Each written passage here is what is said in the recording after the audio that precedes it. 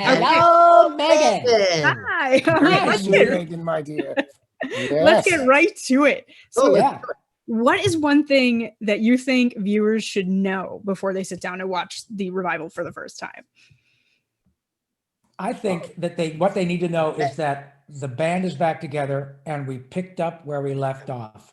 The appropriate changes have been made, but we've got the original characters and they're so freaking authentic. And look what happens to you. You can't even, as soon as we start talking, you can't stop smiling. And that is the thing that we need It's a very good thing. Yeah. Yeah. It's the real deal. You know, basically what we can tell you is all the stuff you loved about Animaniacs then applies to what you're going to love about Animaniacs now, except now we're making fun of new stuff. More stuff. I want to talk about that specifically, about the original series, because, you know, some sequences from the 93 series seem to have like really transcended itself almost. Like when I'm on Twitter, I still see Nations of the World, like the Nations of the World song. So sure. Yes, iconic. So I want to know, like, are there any moments like that in the reboot that you think could end up similarly? And if you could tease that for us. We sure hope so. Go ahead, Rob. No, Mo, you please go ahead. No, I insist. You say what you need to say. You do. No, William Shatner does not appear in this particular iteration. I don't know that. Let's put it this way, Megan. There were countless moments in the 26 episodes we've so far recorded where I would just shake my head and go, "Oh my God, this is so cool. This is so hip." Yeah. The truth is that time will tell which ones become, because that's not our call. Yeah. That's You know what's collective funny? audience's call. But I got to tell you that musically, topically, to be some very sacred cows, very hot button issues are approached in a humorous, authentically interesting way. Relatable way. Thanks, Jess. And I'm telling you, I think that there will be more Emmys and a lot of people who go, "Oh yeah, this is going to work 10, 15, 20 years from now." And that's by design. You know what's cool, Megan, is with pop culture, as you well know, you can't predict what's going to land. You know, we've all been blessed to work on so much stuff. And a lot of times you go into a new project and they're like, this is going to be huge and it's going to take over the world. You know, all due respect to the ring. Yes. And it's going to be the biggest cartoon ever. And it falls after 3 episodes. Other things like Animaniacs last for 20, 30 years and people still hold them dear. So you can never predict that stuff. But all I can tell you is that we knew when we were doing the first series that it was being done at a high level. This is being done at that same high level. And there were several things that have flown by us while we're in that recording studio going, yeah, they're going to like that. Oh. You know what I mean? So it's up to the world, but I think the world's going to have a lot to choose from. Yeah. Can't say it any better than my compadres. All right.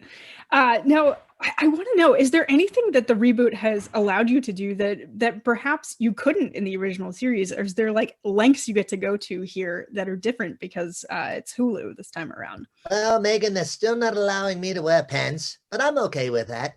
No, you know, the nice thing about it that boggles all of our minds is that we tackle issues that you do not typically see tackled in cartoon programming. You know what I mean? We got gun control. We got climate change, in addition to all the politics and pop culture commentary that we do. So it's just a question of, oh my gosh, how are they going to pull this off? You see a script and you get the gist that it's about gun control. And you're like, we're basically, you know, a children's cartoon, quote unquote. How are they going to do this? And then at the end of it, you're like, my God, they did. So it's more of like, you know, watching a balancing act and applauding when they actually make it to the other side. All right. And I'm sure this is not the first time you have been asked this question, but I'm going to ask it anyway. What drew all of you back to the series? Steven Spielberg. Yeah. Oh, God. Just the fact. I mean, you know, what would you say if Mr. Spielberg said, "Hey, Megan, you want to do a show?" You know, you'd say, "Sure." But we have such love for these characters, and for, you know, since we wrapped on Star Warners, you know, yes, the last episode of the original series, we bump into each other at other jobs, other auditions, and go, God, wouldn't it be nice if we could go back? You know, because it's just a family feel. So the fact that Steven did want to do the show and did take the temperature of the world and realize that this is a time we need this kind of sophisticated humor again was just fortuitous for us getting to play with our old pals. in, as Rob Again. puts it And so beautifully, the bitchiness sandbox in show business. So, Yeah, you know, it's pretty cool.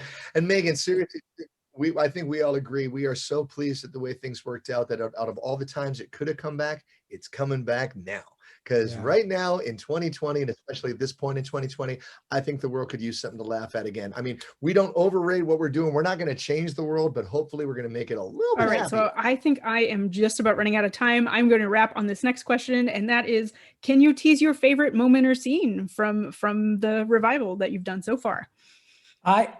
So Please. far, I have to say, and we've not seen what you've seen. I've only seen the trailers. I've not seen one episode from front to back, or even 10 minutes of it. I was really got a kick out of the bun control episode with the, the bunny ranch and the bun. Oh my God, it was just fantastic.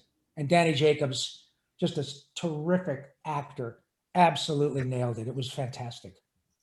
That's one I've got to love. What about you? I particularly like the one where the brain takes a giant pencil and bops Pinky over the head. Yes, I get that. I like that too. I was able to get rid of a lot of anger and aggression in that episode. Yes, and I've developed quite a solid noggin. My favorite one, Megan, is, the music was always so loved in the original series, and we do a lot of great new songs. There's a lot of really complicated new songs, as is the tradition. But I love the fact that, we used to do a few Broadway musicals here and there where we'd parody Broadway musicals, and we did a Broadway musical in this new season that's a standout for me. I think people are going to really dig it. Oh, that sounds so exciting.